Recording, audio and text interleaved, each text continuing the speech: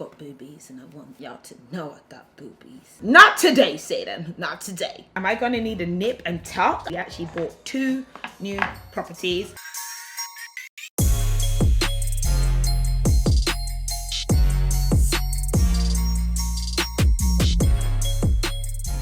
All right then, hello guys, welcome back to my channel. I hope you are doing well.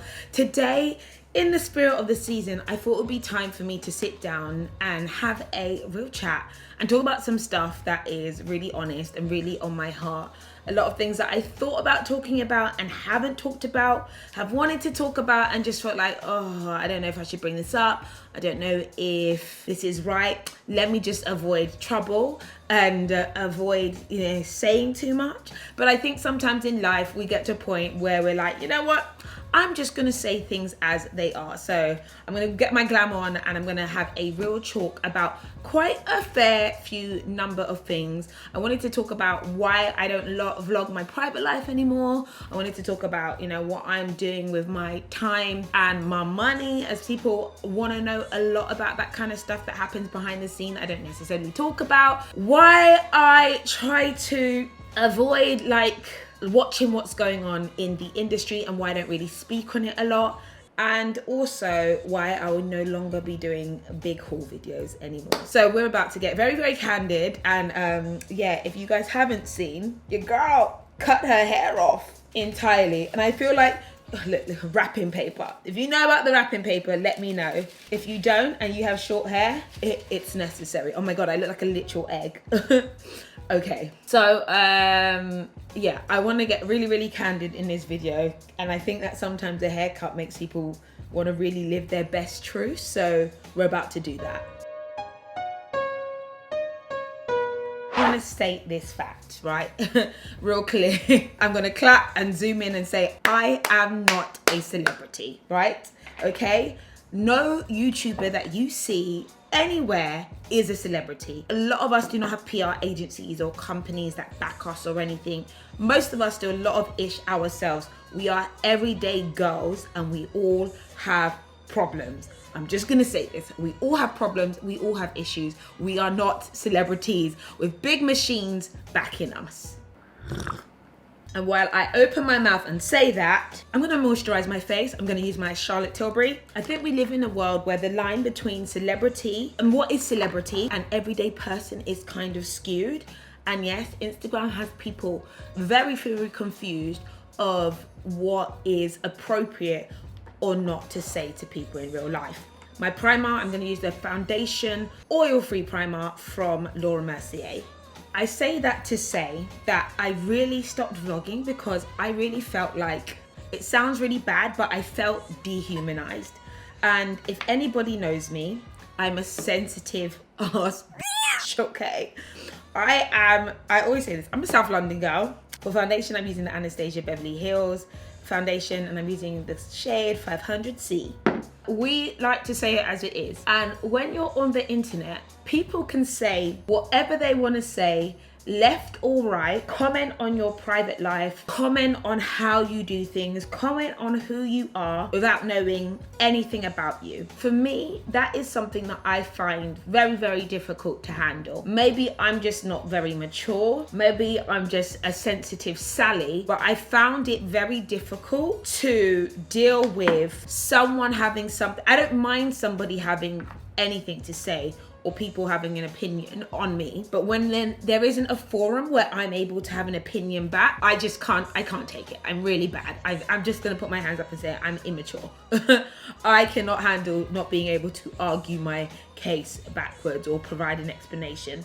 And I think with vlogging, I'm gonna tell you right now, it genuinely does impact relationships. There's lots of stuff you'll see, people breaking up, people making up, private lives being exposed. And what you'll see is that, it really can have an impact on relationships. And for me, my relationship and my home life is so, my private life is so important to me. It matters more than anything. It matters more than views or numbers or anything like that. And when I could see that it was just starting to have a detrimental effect on my relationships in terms terms of like the pressure to perform. I just was like, you know, this isn't for me. And I'm in a position where I have a very amazing, supportive husband who we're on the same wavelength. We're on the same wavelength about life, about love, about what we want for our future. So we can both see what's working or not working. And for me, there was a season where I was like, I can't do this. I don't know if you remember a few years back, I was vlogging all the time. I vlogged everything. I vlogged my birth, which I do not regret at all. I actively vlogged and put out my birth for a reason. I watched so many birth vlogs and that was a guide for me. And so I felt like I couldn't have taken all these resources from all these amazing women and not also giving back. So that's why I vlogged my birth, and actually I had no problem doing that and really enjoyed every minute of it. No, not the birth. Didn't enjoy every minute of the birth. My fanny ripped. It was not fun. I realized that, you know, sometimes people do stuff, they're vlogging for performance versus actually living. And a lot of stuff you see in vlogs and content online is very, very fake. I'm too impatient to be fake. I'm just too impatient. I wish I could be a better performer. I'm just not. I'm gonna use my Fenty Beauty concealer in 410 just to shape up my eyebrows.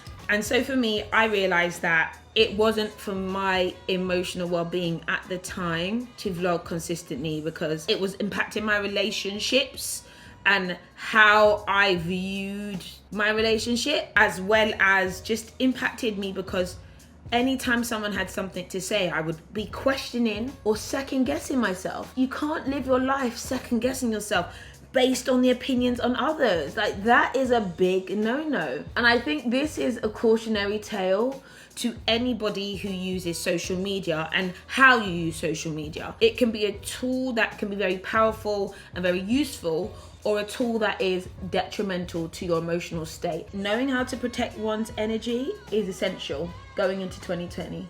And I really wanted to talk about the impact of like social media and that kind of thing.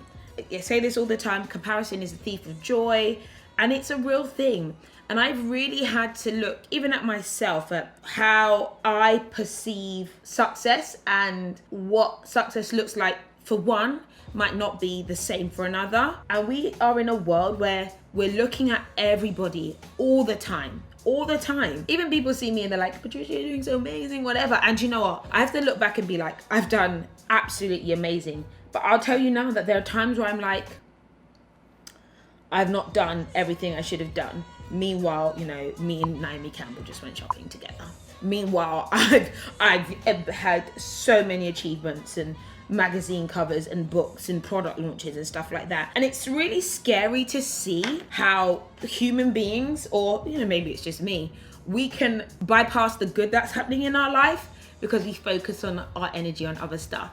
And so my thing has been about really limiting how much I consume of content or information about other people. I don't care. It's not my business. Like, my mantra is, that's got nothing to do with me. I find it very difficult to speak on certain matters nowadays because it's like, you know what? People are going to be people. There are people who are absolute trash in this world. You're an absolute bum. Ooh, gonna go in with the e.l.f. 16-hour camo concealer. I've got to tell you guys, I'm in love with this. I've actually finished the concealer that I actually use, but if you are looking for an affordable drugstore concealer, this is the best one ever. And I use this to contour. But protecting my energy, for me personally, has also included significantly minding my own business. And it's not like, and obviously I think it's really important to speak about the things that do bother you and impact society, definitely.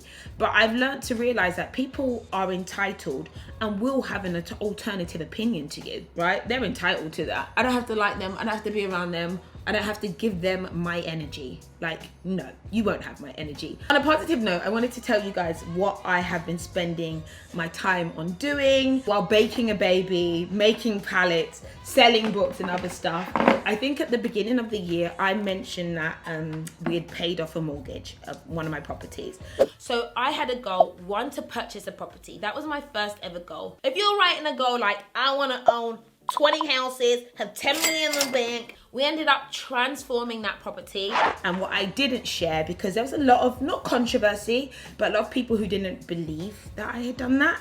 And I was like, okay, fine, if you don't believe it, I'm really not that fussed about what you believe. I know what my bank balance is saying. I know what I'm doing with my time. But one of the things that I've also been doing with my time and money has been purchasing more property. I don't talk about this a lot. I have my new channel. I keep talking about this all the time.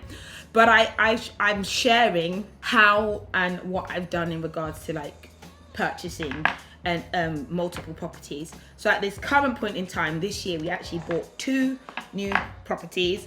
And funnily enough, I actually met, I don't know if you guys might have heard of a guy called Samuel Lee. I'm going to link to a video that we actually did together. I went on his channel and went onto his show because he watched my video about purchasing a property and how I paid off my mortgage, and he wanted me to come on and talk about this, and he's in property investing. So I knew that I wanted to buy some more properties, and I bought 2 more houses. One is 2 more flats, apartments should I say. One is already rented, one will be rented in January, but it's something that has been something I've really wanted to do, and you have to check out me and Samuel's video together. I am here with the Samuel Lee. It's like your course that I don't know if you currently have one or if you're about to. So I had one specifically that I launched this year. Yeah. It was called The Break, and this is specifically about being a social media I got to do this course. person. I got to do it. Right. Thank you. So 3 top things for my guys, property investors. Yeah. What should they be doing to build their personal brand and get themselves out there? I'm going to say one thing. He is far more of an expert in this, and if you really care about learning about this kind of thing, it's definitely worthwhile watching him, connecting with him, and even just watching that video between the 2 of us, because I've actually learned lots from him, and I know that I'm not doing stuff as I should be doing it. I'm not like perfect. I'm a cash down property kind of girl because she's cash rich. No, I'm joking. I'm not a huge debt kind of person, but what I've really wanted to be focusing on has been just financial literacy. I think it's so important as young people, as young women, boys and girls, all of us, to really just become financially literate. And if we live in a world where everybody is so focused on keeping up with the Joneses, getting into debt, not thinking about their credit rating, all in the name of just to look good, it's really unsustainable. I'm gonna go ahead with my collaboration palette with Makeup Revolution. I am someone who I really feel like it's really important to don't allow limiting beliefs to tell you what is or isn't possible for you. And I think that's really helped me along the way in life. And I think this comes from a financial perspective and, you know, even just life in general. And I find that usually when people tell me you can't, it really pushes me to be like, no, I'm gonna do it. And in 2020, I want us to encourage us all to be multifaceted, fantastic, diamond, golden people. I want to put some powder on because I'm feeling kind of greasy. I'm gonna use my By Terry powder. This is actually medium fair. It's a bit light under my eyes, but it's okay. Also, some of you guys on my Instagram noticed that I quote unquote bake again. I'm not gonna say that I bake. Actually, no, that's a lie. I kind of do bake, but it's not, I'm not gonna call it baking because I don't bake under my eyes where it gets like really dry. I'm gonna say that I use powder to basically set my face. I've also decided to really cut back. I know this sounds so dumb. This is like first world problems, but I've decided to cut back significantly on haul videos. I am slightly over the pressure to make haul videos, the pressure to buy stuff all this time. And I love buying stuff, but it's not the best thing in the world. And I really want to focus on quality over quantity. And it doesn't mean that I don't like cheaper, more affordable brands. And I know that everyday girls who are going to college and want to look cute, they cannot afford Balmain blazer all day, every day. But there has to be alternatives that are affordable and a little bit more sustainable. I really feel like we're moving into a space where people are like, you know what? It's not all day, every day, buy something new. You don't have to. Make what you have work, and there's nothing wrong with that. There's so much pressure to keep up, and you have to realize it's just the brands, you know. The more we're dumb enough to keep buying, but I'm not gonna say that because I love stuff. It makes me feel good. It makes me feel happy. But again, there's far more to life than stuff. obviously. If you haven't picked up my palette, please don't look at this really dirty version of it. It is fantastic. You do need to get your hands on it, and it's just so easy to use. From the mattes to the shimmers, whatever you want, we've got you. Eyeliner, I'm going to use the Rock'n'Kohl eyeliner from Charlotte Tilbury. Such a good eyeliner. All right, I'm going to go ahead with my face palette. This is the UR Gold.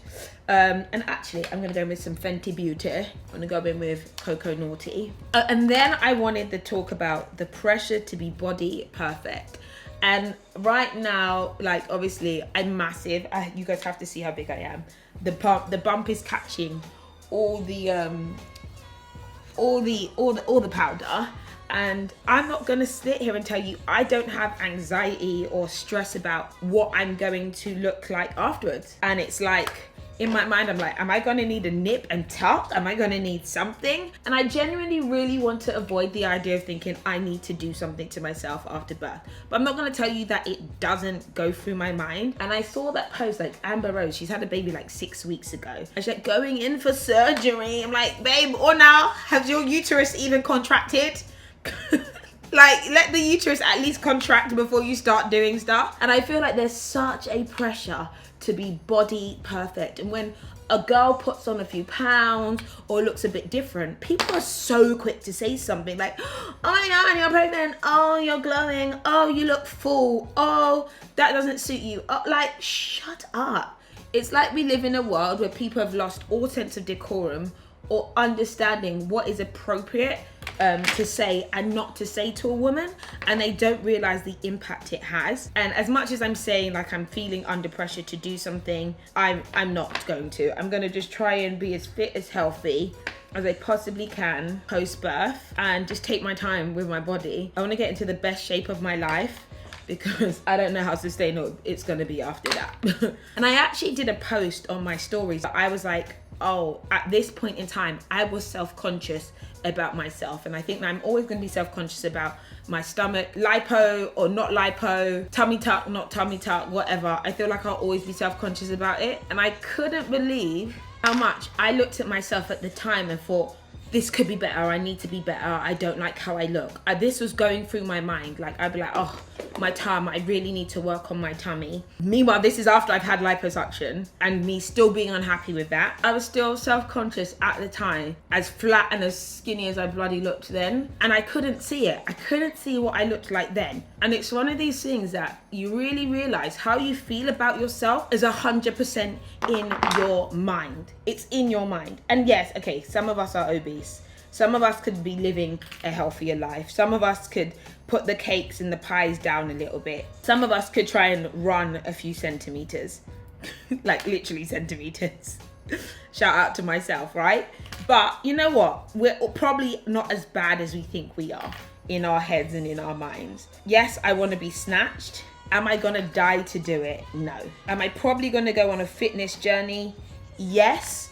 But I want to go on a fitness journey out of the desire to be fitter, not the desire to have a perfect body, because I've realized that potentially it doesn't exist. So unfortunately, I'm not that amazing at doing my hair. I'm going to see if I can restore this to what the hairdresser did for me.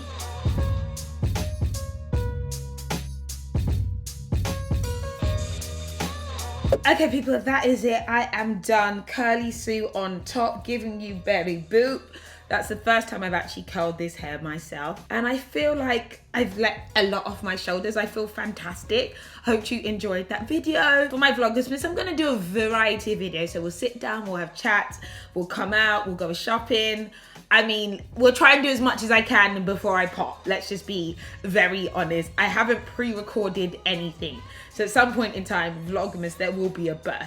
But yeah, that is it. I hope you enjoyed this real chat that I felt like I wanted to have with you guys. You can follow me on my Instagram and check out my like stories. I post a lot on there, but you'll be seeing me. You'll be seeing me a lot over the next coming like days. So don't worry guys, don't worry guys. Thank you so much for watching. As I mentioned, make sure I'm going to put a little snippet of the chat that me and Samuel Leeds had at the end of this video, but if you want to see the full video, go to his YouTube channel and I'll have that linked here. All right guys, thank you so much for watching and I'll see you all later. Goodbye. So with this property then, you put the video out. Okay. You have Right. loads of people asking questions about Yeah. it. Now, presumably, I might be wrong, did part of you almost want to do another video, but then you didn't want to keep doing lots of property videos? Exactly. So now's your chance. Exactly, You're yeah. now, Yeah. now's your chance to talk property. Yeah. Answer all those questions. Yeah. Give as much figures as you want. Yeah. And you know, I'm well interested. And so And I is didn't everybody. want my accountant to tell me off as well. Like, don't say that. Right. But no, so what I've done, Yeah. so I had a lot of cash. You worked hard and you saved. Exactly. I'm cash rich. Yeah. So the choice was, what do I do with my cash? I might as well put it into something and also try and reduce my tax. That was my main kind of goal. What I knew is that we bought this house, £310,000. And we know that the area had gone up in value. My goal is to buy 2 a year, so Yeah. I'm a cash buyer. Yeah. I don't know if that's a good thing. Well, I don't buy cash. 'Cause here's the thing. I know. Here's the thing, right? Yeah. That £50,000 that you put down. I know. And when you were like, you know, I worked really hard for that. Most people haven't got that. Yeah. If you'd have used someone else's 50,000, Yeah. you'd have still made the same massive profit.